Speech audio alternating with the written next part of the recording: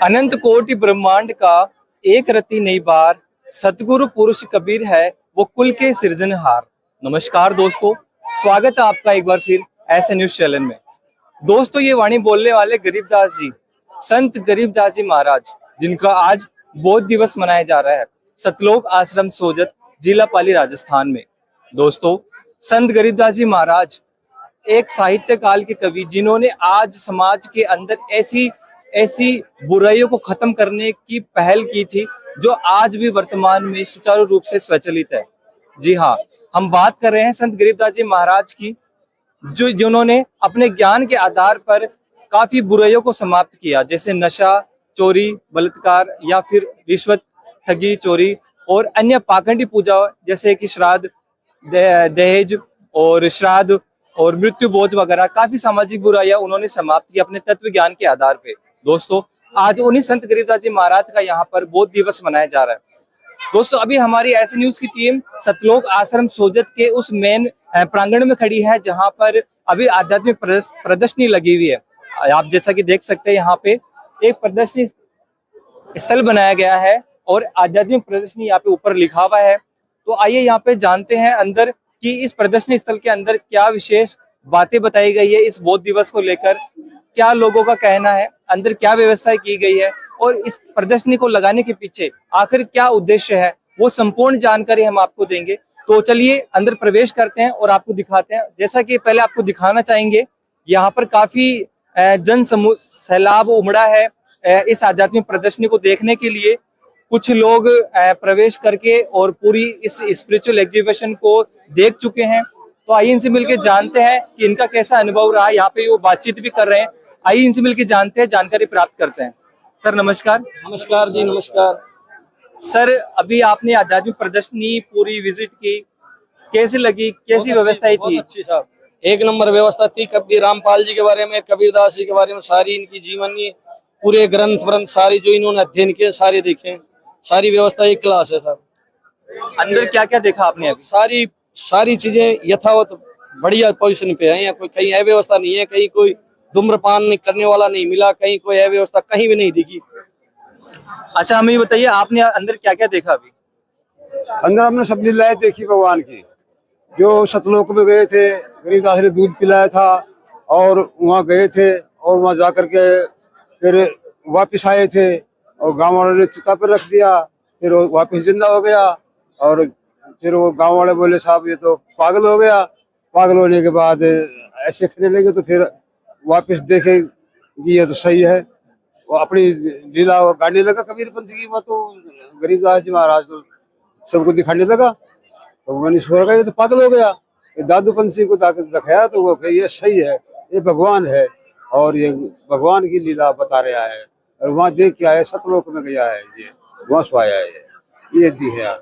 Sir, हमने सुना है कि यहाँ पर काफी पुस्तकों का अंबार भी लगा हुआ है, क्या आपने पुस्तकें देखी? बिल्कुल देखिए सर, देखिए यार, ये आज के आधुनिक युग के लिए भी जो ये हो रहा है ना, बहुत अच्छा हो रहा है। क्योंकि ये पाखंडवाद को लोग बहुत वो बढ़ावा दे रहे हैं, तो ये भी खत्म होगा। युवाओं में जो कुरीतियां फैली हुई है, समाज में दहेज प्रथा है कई, तो इससे अच्छा मैसेज आएगा समाज के लिए, अच्छी दिशा में चलेगा। अगर इस यहाँ के ज्ञान लेके जाएंगे और अपने आप जीवन पे उतारेंगे तो हम इससे बहुत बढ़िया संतुष्ट हुए हैं। वैसे पहली बार आए हैं हम यहाँ इस सतलोक में। जी, जानकारी देने के लिए धन्यवाद। हाँ, बहुत अच्छी बात है साहब, धन्यवाद आपको बहुत। तो दोस्तों, आपने देखा कि किस तरीके यहाँ पे जो आध्यात्मिक प्रदर्शनी देखने के लिए जो पहली बार लोग आए, उनका अनुभव काफी विचित्र और अच्छा उनका अनुभव रहा। आइए अंदर चल के देखते हैं और यहाँ पर क्या व्यवस्थाएं की गई है, वो संपूर्ण जानकारी हम आपको देंगे।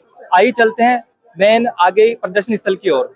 तो दोस्तों, इस आध्यात्मिक प्रदर्शनी हम जैसे ही प्रवेश करते हैं तो मैं आपको दिखाना चाहूंगा कि यहाँ पर देखो, यहाँ पर एक कुआं बनाया, यहाँ पे दिखाना चाहेंगे आपको कि एक अरहट का कुआं बनाया गया है, जिसे समझाने के लिए यहाँ पे गाइड खड़े हैं और यहाँ पे जो श्रद्धालु आ रहे हैं उन्हें ये लगाने, कुआं की जो प्रदर्शनी है वो लगाने के पीछे की जो स्टोरी है वो बता रहे हैं।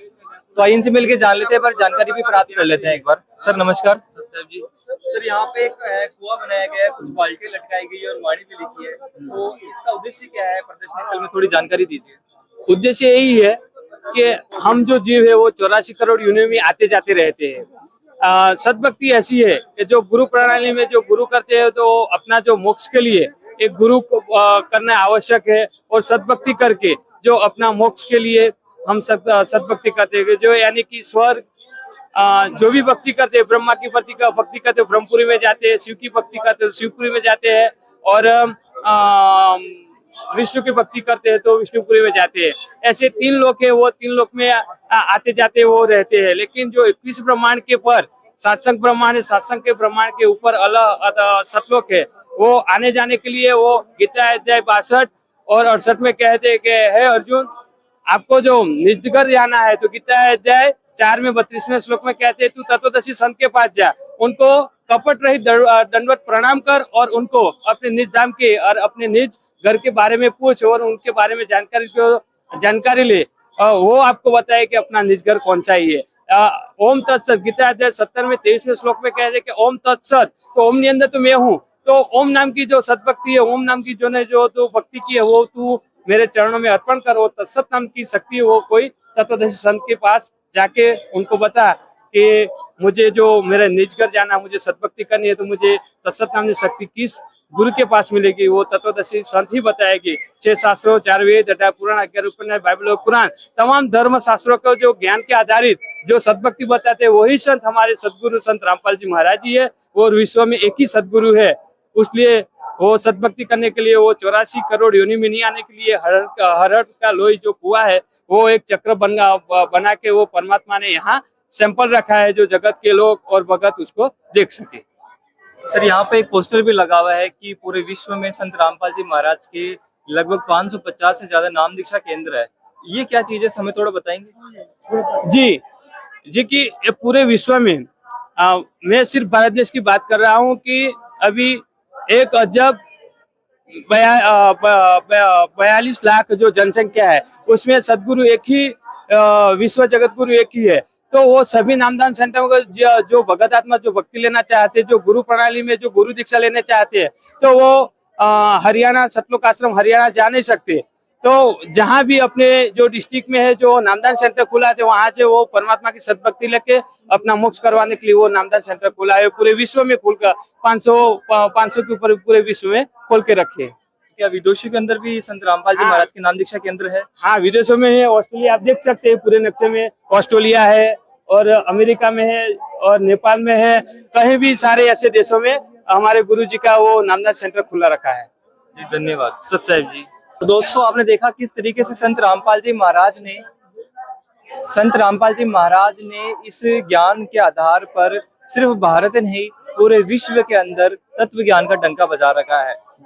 भारत देश के अलावा जैसे यहाँ पे लिखा हुआ है, नेपाल, बांग्लादेश, ऑस्ट्रेलिया, क्वार्टर और इटली, यूके, यूएसए, काफी विदेशों के अंदर भी संत रामपाल जी महाराज के नाम दीक्षा केंद्र बने हुए हैं। तो दोस्तों, ये तो जानकारी थी, और आगे जानकारी प्राप्त करते हैं। जैसा कि आपको हम पहले दिखाना चाहेंगे, ये काफी बड़ा यहाँ पर प्रदर्शनी बनाया गया है, बुक स्टॉल लगी है यहाँ पे, और देख सकते हैं यहाँ पे सैकड़ों की संख्या में श्रद्धालुजन उमड़ कर इस पुस्तकालय को पढ़ रहे हैं, देख रहे हैं और अनुभव प्राप्त कर रहे हैं। तो चलिए ऐसे ही किसी अनुभवी से जान लेते हैं, जानकारी प्राप्त करते हैं कि उसने यहाँ पे आके कैसा लगा, और यहाँ के जो सेवादार है उनसे मिलकर भी जानकारी प्राप्त करेंगे। तो चलिए चलते हैं और बातचीत करते हैं। तो यहाँ पे देखिए, आप कुछ जो श्रद्धालु जन है वो पुस्तकों का अध्ययन कर रहे हैं, तो इनसे मिलकर जानते हैं, जानकारी प्राप्त करते हैं। सर नमस्कार। सत साहिब जी। सर, आप यहाँ पे आध्यात्मिक प्रदर्शनी में आए हो और अभी आप पुस्तक अध्ययन कर रहे हो, कैसा लगा आपको पुस्तकालय? यहाँ पर कैसी प्रदर्शनी स्थल लगी, कैसी व्यवस्था थी, थोड़ी जानकारी दीजिए। अच्छी व्यवस्था है यहाँ पर, सब अपने वो ग्रंथ रखे हुए हैं। भाई बाले वाले जन्म साख की है, अपने जो बाबा रामदेव जी की वो है, जो अपने ये 24 प्रमाण है, सब चीज वो यहाँ रखी हुई है। इनमें सब पूर्ण परमात्मा के प्रमाण मिलते हैं। अच्छा सर, हमने सुना है कि जो संत रामपाल जी महाराज सत्संग में बताते हैं वो शास्त्र विधि ज्ञान बताते हैं, तो क्या ये वही शास्त्र है जो संत रामपाल जी महाराज अपने सत्संगों में प्रमाण करके बताते हैं? ये सब वही शास्त्र है, जो महाराज जी बताते हैं वही शास्त्र है सारे। अच्छा, इनसे भी जानकारी प्राप्त कर लेते हैं। सर नमस्कार। नमस्कार जी। सर, हमें ये बताइए कि क्या संत रामपाल जी महाराज सिर्फ हिंदू धर्म के ही ग्रंथ पढ़ाते हैं या अन्य धर्म ग्रंथ भी अध्ययन करवाते हैं? नहीं भगत जी, संत रामपाल जी महाराज एक ऐसे संत है जो चारों धर्मों का ज्ञान बताते हैं, चारों वेदों का ज्ञान बताती है, कुरान शरीफ का ज्ञान बताते हैं, कुरान मस्जिद का ज्ञान बताते हैं। और जीव हमारी जाति है, मानव धर्म हमारा हिंदू मुस्लिम सिख ईसाई धर्म नहीं कोई न्यारा। मैं बचपन से रामचरितमानस का शौकीन था, लेकिन जब ये मैंने प्रदर्शनी देखी तो मैंने जब संत रामपाल जी महाराज द्वारा रचित पुस्तकें देखी और सारे ग्रंथों को देखा तो सच्चाई समझ में आई कि राम कौन है। असली राम का पता तो आज चला है जब इस प्रदर्शनी में देखा और जब संत रामपाल जी महाराज का सत्संग सुना कि राम कौन है। आज तक हमने जो पढ़ा था कि दशरथ जी के राम है, वो एक अवतार थे, वो राम नहीं थे। आदि राम तो कोई और है, वो कबीर साहिब है। जो ज्ञान मिला और गदगद हो गया इस ज्ञान से, इस प्रदर्शनी को देख करके, एक सच्चाई को समझ करके, और एक जीवन की जो सच्चाई है वो सच्चाई है संत रामपाल जी महाराज को ज्ञान लेने से।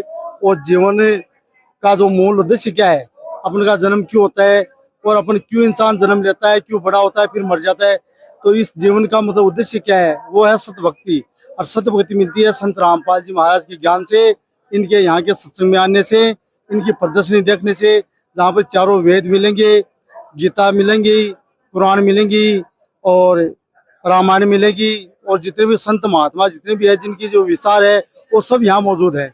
और एक सच्चा ज्ञान है, और विश्व में एकमात्र संत रामपाल जी महाराज का एक सच्चा ज्ञान है जो जीवन को उद्धार करने वाला है।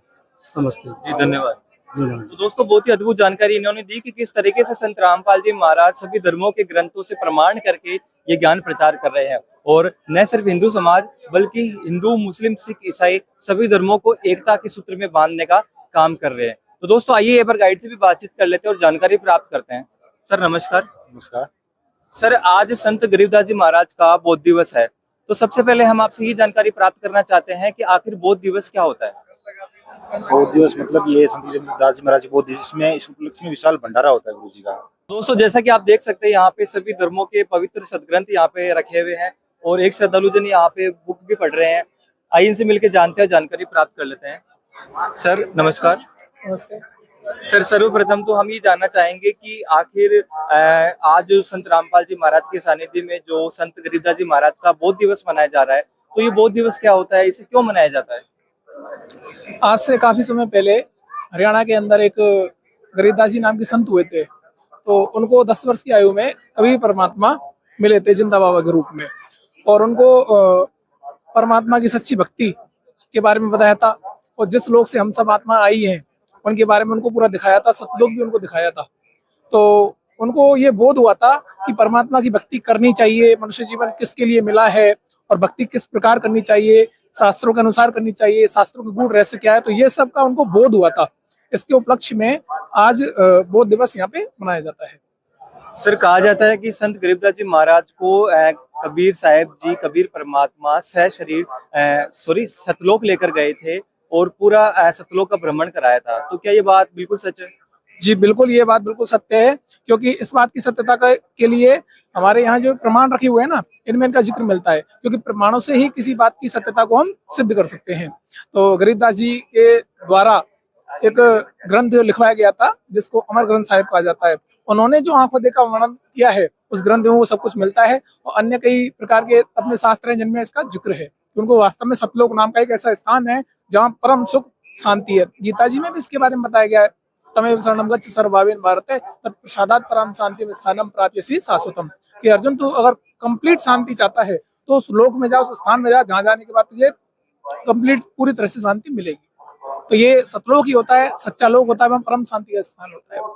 सर, सुना है कि संत गरीबदास जी महाराज ने सतलोक की कलम तोड़ वाणियां लिखी है, जिनका वर्णन आज सदग्रंथ रूप में किया जाता है।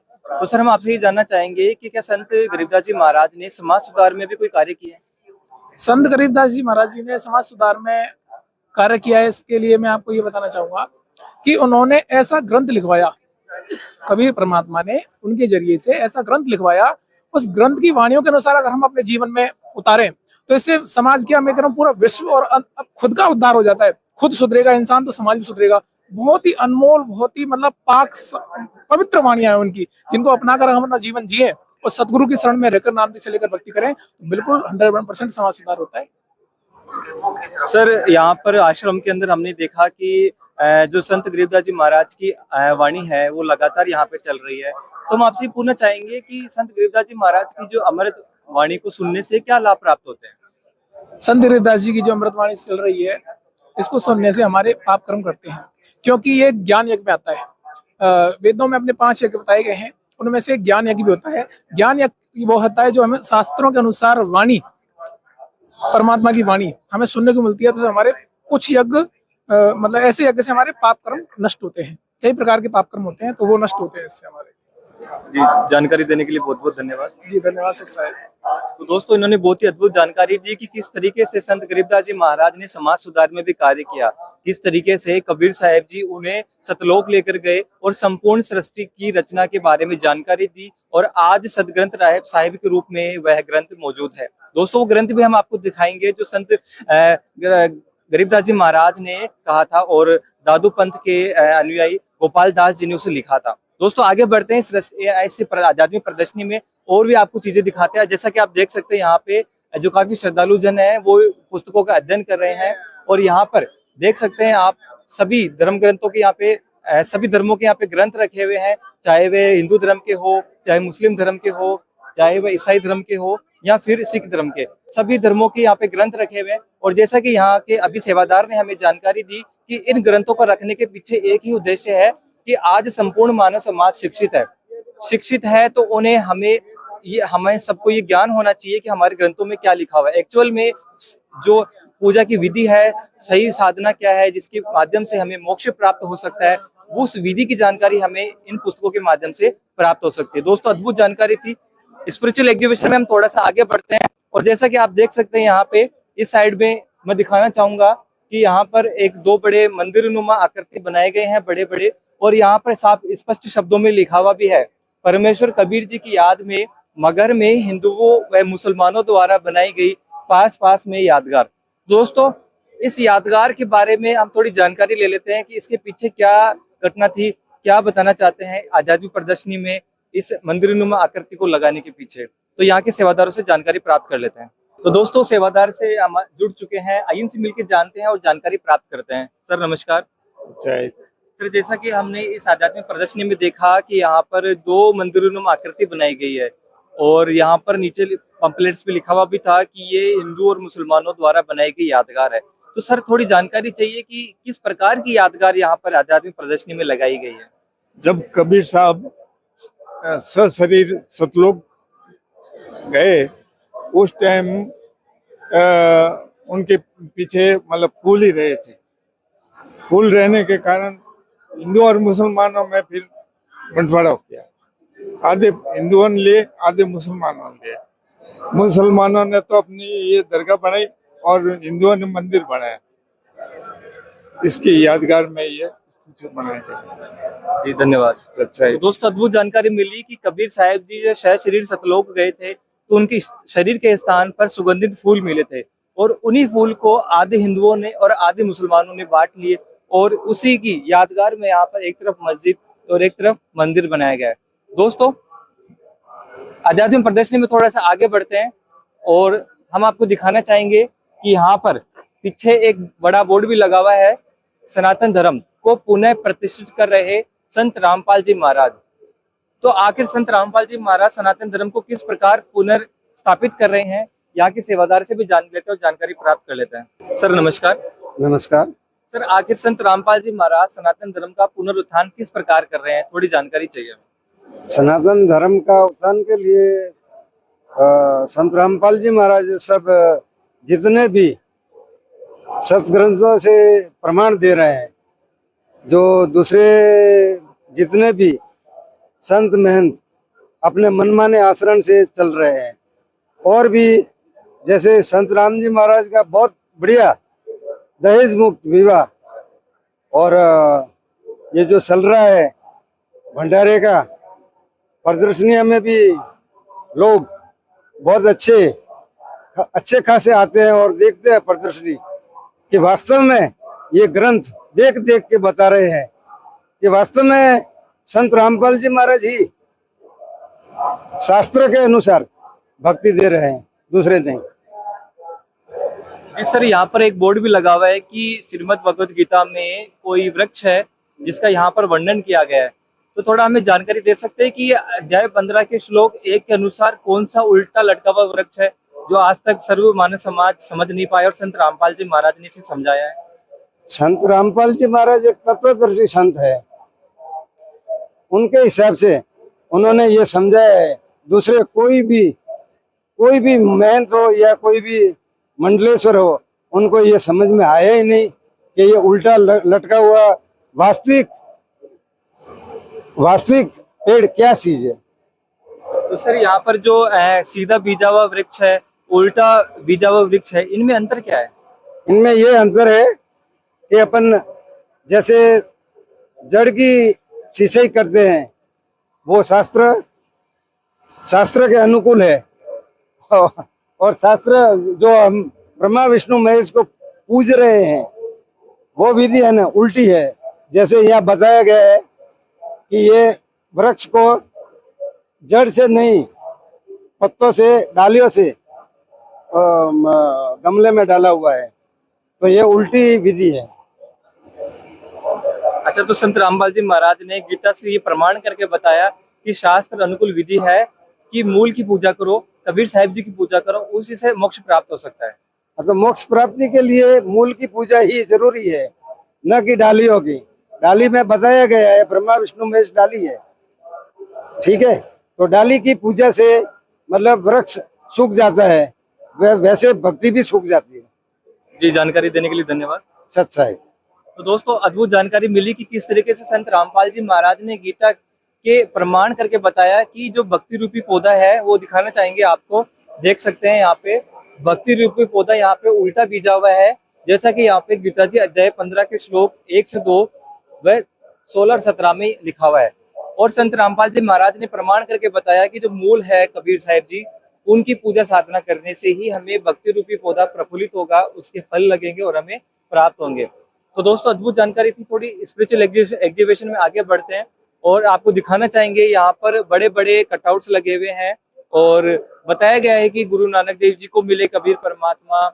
और उस समय की बात है जब नानक देव जी जब कबीर साहिब जी से मिले तो किस तरीके से वहां पे उनकी वार्तालाप हुई और किस तरीके से नानक देव जी ने अपनी वाणी के अंदर कहा कि यक अरज गुप्तम पेश तू गस दर कोस कून करतार हक्का करीम तू बे ए परवदिगार।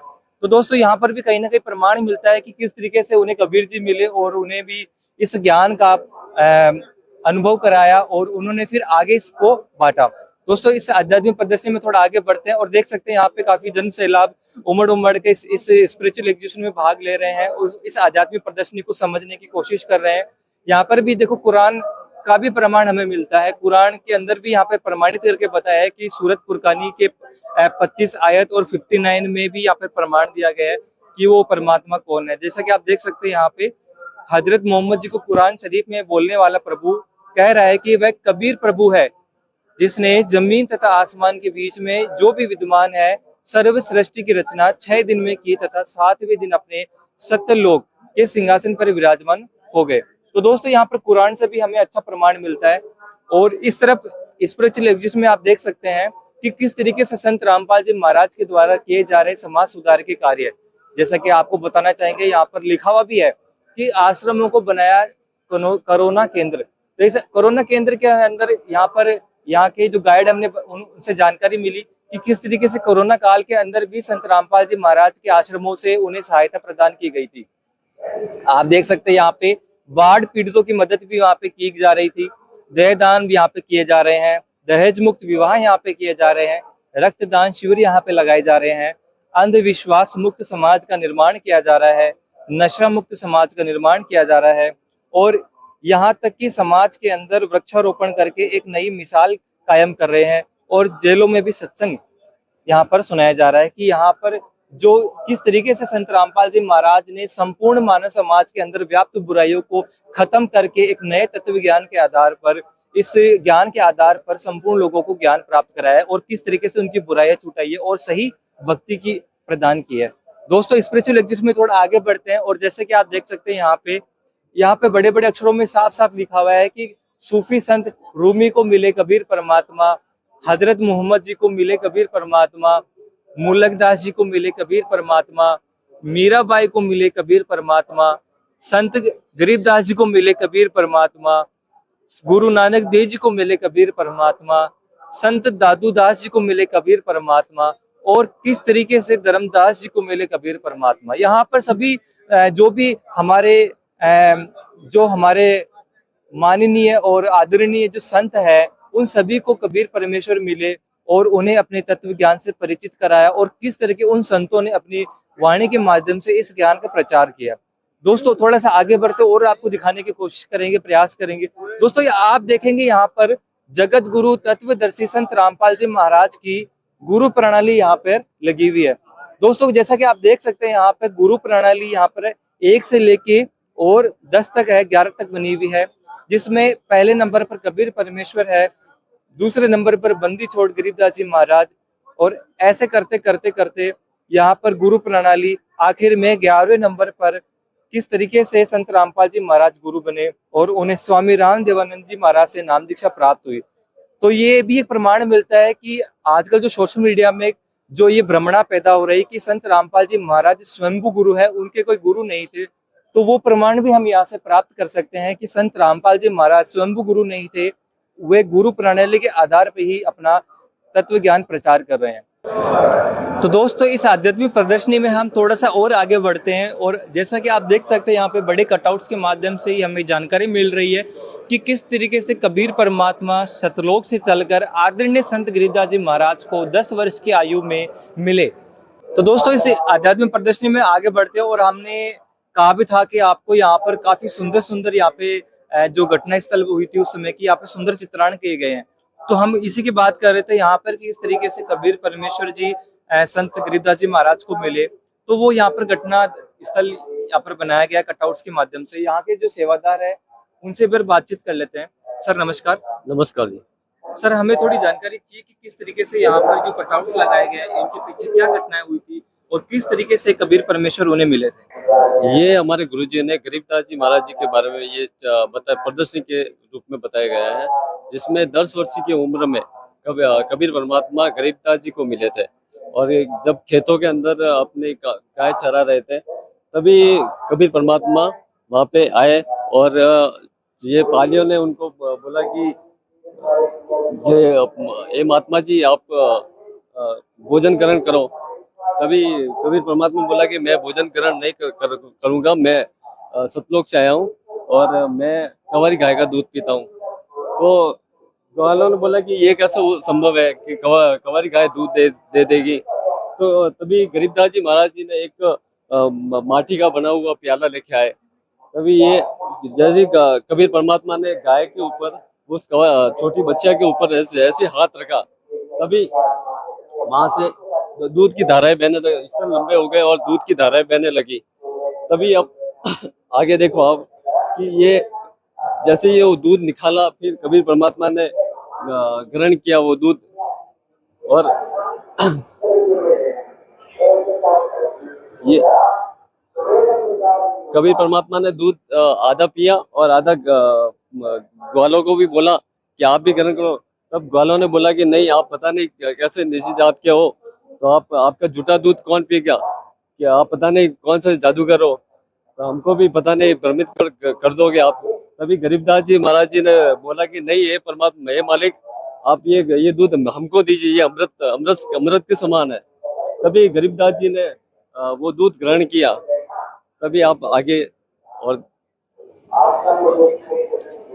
तभी मालिक ने सर्व सृष्टि रचना के बारे में कबीर परमात्मा ने गरीबदास जी को पूरा ज्ञान दिया और उनको सतलोक लेके गए। बोला कि बेटा आप कौन से भगवान की भक्ति करते हो? बोला मैं तो हरे राम हरे कृष्ण और शिव जी भगवान की भक्ति करता हूँ। बोला कबीर परमात्मा ने बोला कि ये भक्ति सही नहीं है, ये शास्त्रों के विरुद्ध है। तब ये पूरा ज्ञान समझा करके कबीर परमात्मा ने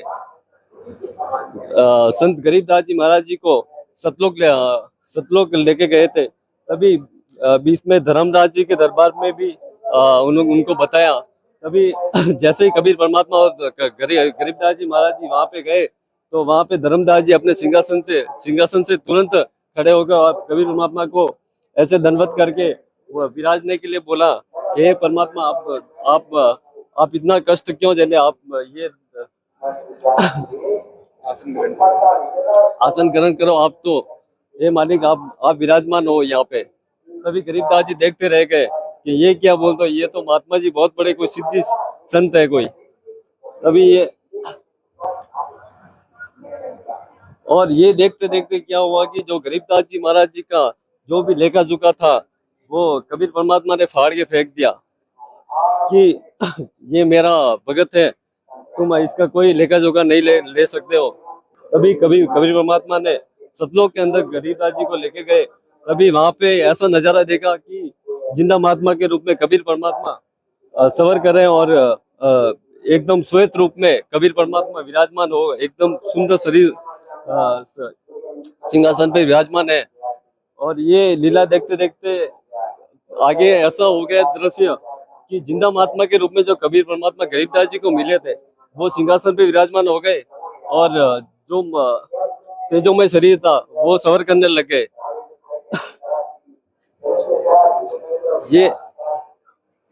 यही जैसे लीला देखते देखते ऐसा हुआ है उनके साथ में गरीबदास जी देखते रह गए कि जो रूप तेजोमय था वो तो कबीर ये जिंदा महात्मा के रूप में समा गया और सवर अपना आप चलने लग गया।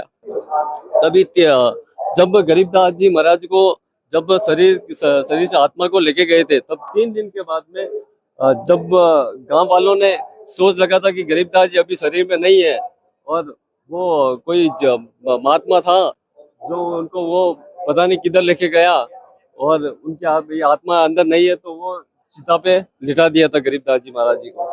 तभी देखते हुए ऐसा हुआ कि कबीर परमात्मा ने बोला कि बेटा अभी आप चले जाओ संसार में और ये ज्ञान जो मैं आपको दे रहा हूँ वो संसार के अंदर आपको सभी जीवों को सुनाना है और बताना है। तभी जैसे ही आत्मा को कबीर परमात्मा ने जैसे ही उनके अंदर वापस प्रवेश किया तभी वो सीता से वापस एकदम से खड़े हो गए और कबीर परमात्मा की वाणियां बोलने लगे कि अलल पंख अनुरागे सुन मंडल थीर दास करीब उदारिया सतगुरु मिले कबीर कि हम सुल्तानी नानक तारे दादू को उपदेश दिया जात जुला भेद नहीं पाया काशी माए कबीर हुआ। तभी गांव वालों ने बोलने लगे कि ये तो बावला हो गया है, ये तो पागल सा हो गया है, इसको तो वो जिंदा महात्मा के रूप में जो फकीर मिला था उसने कुछ जादू टोना कर दिया इसके ऊपर। तो तभी बोलते हैं कि संत की जो सिद्धियां होती है वो संत ही उसके ऊपर से काट सकता है वरना कोई नहीं। तभी उसी टाइम दादू दास जी पंत के गोपाल दास जी थे जो तभी वहां पे आए, उनको बुलाया गया और वहाँ वो आकर के उनको बोला कि आपको किसने बर्बाद कर दिया। गरीबदास जी को बोले, तभी गरीबदास जी बोला कि नहीं, मेरे को कोई बर्बाद नहीं किया, मेरे को आबाद कर दिया है परमात्मा ने। तभी जैसे ही वाणियां उनके मुख से बोल रहे वो सुनने लगे ना, तभी गोपाल दास जी के पैरों से जमीन खिसक गई कि ये तो परमात्मा की वाणियां है। जो मेरे गुरु को जो परमात्मा मिले थे वही गरीबदास जी को मिले। अरे तभी गोपाल दास जी ने बोला कि गांव वालों, ये तो ये पागल तो ये नहीं, ये तो आप हो गए हो पागल, ये तो परमात्मा इनको स्वयं मालिक आके मिले हैं। तभी गोपाल दास जी ने तुरंत मालिक के ये गरीबदास जी महाराज जी के चरणों में दंडवत किया और बोला कि हे गरीबदास जी महाराज, आप तो ये वाणियां जो बोल रहे हो ये तो स्वयं परमात्मा की वाणियां है, जो अमर लोक जो अमर वाणियां है। हे गरीबदास जी, ये वाणियां तो आप हमको सुनाओ, हमको लिखाओ कि ये आने वाले समय में जीवों के उद्धार के लिए काम आएगी। तभी गरीबदास जी ने बोला कि हे महात्मा जी, अगर ये वाणी आप पूरी लिखोगे तभी मैं ये लिखाऊंगा, आपको बीच में छोड़ के नहीं जाना है। तभी ये गोपाल दास जी ने बोला कि हे महात्मा जी, मैं तो पूरा जीवन इसी के परमात्मा के पीछे ही पूरा व्यर्थ गंवाया है। हे गुरुदेव, हे महात्मा जी, आप ये वाणियां लिखवाओ, आप मैं लिखूंगा। तभी ये जांडी के पेड़ के नीचे बैठकर गरीबदास जी महाराज जी ने 6 महीने में ये पूरा अमरग्रंथ लिखवाया था, जो पूरा गोपाल दास जी ने लिखा। तो दोस्तों, आपने देखा किस तरीके से संत रामपाल जी महाराज के यहाँ पर आश्रम में जो आध्यात्मिक प्रदर्शनी लगाई गई है संत गरीबदास जी महाराज के बौद्ध दिवस पर। तो इस स्पिरिचुअल एग्जीबिशन में बहुत ही अद्भुत कटआउट्स के माध्यम से उस घटना को यहाँ पर दर्शाया गया है, किस तरीके से संत गरीबदास जी महाराज को कबीर परमात्मा मिले। किस तरीके से उनको सतलोक दिखाया, किस तरीके से पूरा ज्ञान कराया और आखिर में किस तरीके से उन्हें कबीर परमेश्वर जी मिले और किस तरीके से उन्होंने लिपिबद्ध कराया ज्ञान, संपूर्ण जानकारी यहाँ पर हमें प्राप्त हुई।